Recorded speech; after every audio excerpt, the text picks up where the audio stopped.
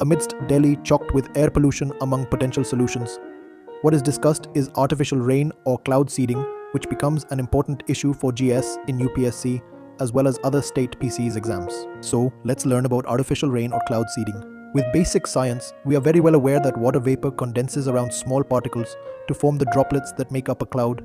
These droplets collide and grow. As they get heavy and the cloud gets saturated, it rains. With cloud seeding, clouds are usually injected with salts like silver iodide, potassium iodide, or sodium chloride, which is the seed. Must remember the name of particles, which are very important for MCQ questions. These salts or seeds are expected to provide additional nuclei around which more cloud droplets can form. They are dispersed into the cloud either using aircraft or through generators on the ground.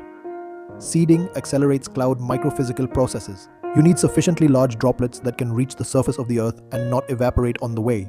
Such Chidanand Tripathi, professor at IIT Kanpur and steering committee member, National Clean Air Program, had told the Indian Express in 2023. Tripathi had also said, the substance that is dispersed into the cloud needs to have cloud condensation nuclei and ice nuclei, and these two come from two different salts. The cloud condensation nuclei help form cloud droplets, and ice nuclei help to form ice crystals. Ice crystals grow faster than drops, and they become large and fall.